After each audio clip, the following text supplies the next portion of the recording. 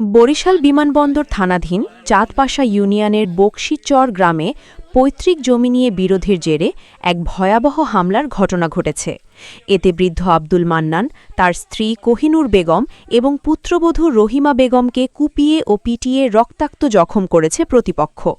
বর্তমানে তারা Barishal Sherebangla medical college হাসপাতালে আশঙ্কাজনক অবস্থায় চিকিৎসাধীন রয়েছেন।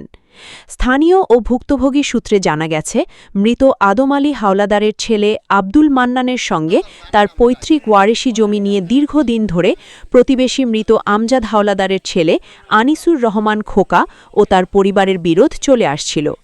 এই বিবাদমান জমি নিয়ে বর্তমানে আদালতে মামলাও চলমান রয়েছে।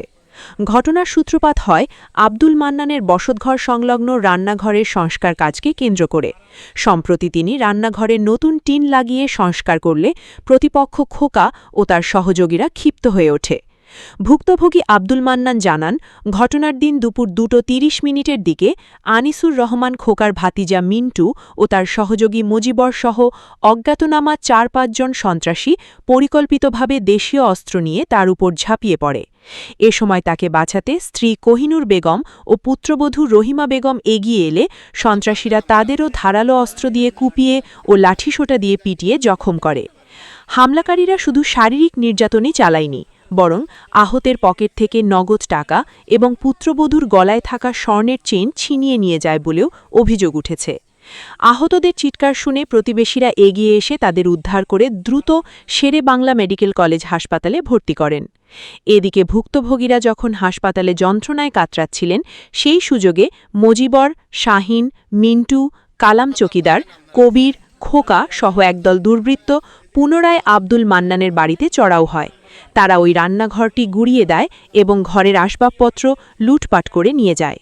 খবর পেয়ে বিমানবন্দর থানার পুলিশের একটি দল ঘটনাস্থল পরিদর্শন করেছে। ভুক্তভোগী পরিবারটি পুলিশকে মৌখিকভাবে বিষয়টি জানালে পুলিশ পরিস্থিতি নিয়ন্ত্রণে আনে এবং প্রাথমিক তদন্ত সম্পন্ন করে। এ বিষয়ে বিমানবন্দর থানার অফিসার্স ইনচার্জ মিজানুর রহমান জানান, জমি নিয়ে বিরোধের জেরে মারধরের খবর পেয়ে পুলিশ ঘটনাস্থলে গিয়েছিল। বর্তমানে পরিস্থিতি শান্ত রয়েছে। লিখিত অভিযোগ পেলে দায়ীদের বিরুদ্ধে কঠোর আইনগত ব্যবস্থা গ্রহণ করা হবে। সে এই ঘরটায় ওই টিন নষ্ট হয়ে গেছে, টিন পাল্টাই নতুন করে একটা চাল সে নির্মাণ করছে মেস্তরি ভাই, এই বেল্লালের বউ আর হইলে আমার আর একজন চাচা ছিল, 4 জন লোক এখানে ছিল। মাইরের তো আমাকে কোনো প্রোগ্রাম নাই, আমাকে জায়গায় আমরা ঘর দুয়ার উঠাইতে আছে, নির্মাণ করতে আছে। এই করার পরে হেরা এখানে 3-4 জন এখানে এরা আইয়েই এরা মারামারি হেরা মারিয়ে গেছে, কোফাইয়া টোফাইয়া মারিয়ে টেরিয়া মারছে যাইয়া মিন্টু আর হইলে মজিবার এক 2 জনারে আমি আইয়া ফেইজে ডাইরেক্ট হাতে দাও দেখছি আর মারছে সরাসরি। মিন্টু হাওলাদার আর হইলে মজিবার যখন মারছে আমরা দেখি, আমি বলি তারপর দেখি আমরা সাথে সাথে আমরা কোনো কেওয়াজে যাই না, আমরা করছি কি মোবাইল করিয়া টেম্পু আনিয়া তারে মেডিকেলে রক্ত বাইরে গেছে, হেরে লইয়া কান্দাকাটি হেরে নিয়ে আমরা মেডিকেলে পাঠাই দিছি লোকজন লইয়া। আর এই ফাঁকে এই আমরা তো এইটার জন্য আমরা আইনের নিশ্চিত চাই যে সুষ্ঠু আইন এইটার প্রুফ হোক। এই জমিটা কত বছর আপনাদের এই দখলে? জমিটা আমার তালই হইতে গেলে এই জমির আমাকে জেনুয়ান দলিল, এইটাই আদালত চলে। আপনি কি চান এই বিষয়ে?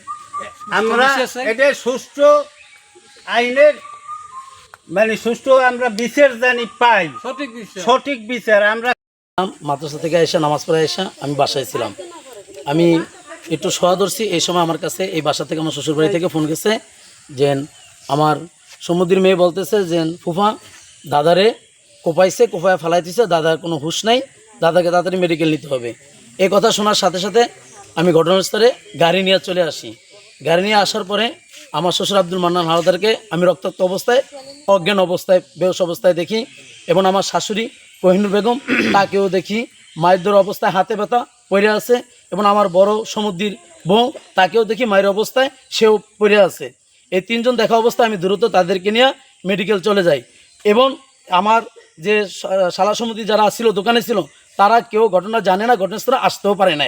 আছেন এমনকি আসমান একটা মেয়ে আছে, সেও লাঠিসোটা আগাই দিয়েছেন। এই ঘরের মালামাল ওর কাছে আছে। এই ভিডিও ফুটেজগুলো এই বাড়ির মেয়েরা করতেছিল, ওই সময় তাদেরকে ধাওয়া দেওয়া হয়েছে। আমাদের এই জমি নিয়ে আমার বাবা এখানে ঘর উঠাইতে আসছিল। ঘর উঠিয়ে এখানে প্রায় 40 বছর ধরে এই জায়গায় ঘর উঠানো। এই জায়গায় বাঁশের খুঁটি ছিল এবং কি আমার মনে করেন প্রতি বছর বছর টিন নষ্ট হয়ে যায়, গাছপালা এই টিন দিয়ে মেরামত করতে আসে 2 জন মিস্ত্রি নিয়ে। এরা কাজ করে বাড়িতে যত আরও লোকজন ছিল এরা ওই ঠিক করে দিয়ে চলে গেছে। পরে আমার বাবা, আমার মা আর আমার স্ত্রী ওই দিয়ে গুছাইতে আসে। তার ভিতরে মিন্টু হাওলাদার আর মজিবর হাওলাদার এরা 2 জন আইসা ওই টিনটু ওইয়া ছুটাইতে আসে ঘর। সুদানের পর হেরা নিষেধ করছে, নিষেধ করে পরে মানে না। তারপর মিন্টু হাওলাদার স্কুলটা আইয়া দাও দিয়ে দিয়ে কূপ দিয়েছে। তারপর আমার বউরে, আমার মায়েরে মানে অনেক ধরনের মায়ের দৈর করছে।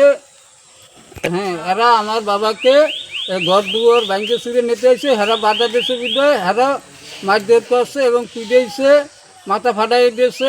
আমার মায়েরে মারছে, আমার স্ত্রীরে মারছে, ঘর বাড়ি সব লুটপাট করে নিয়ে গেছে।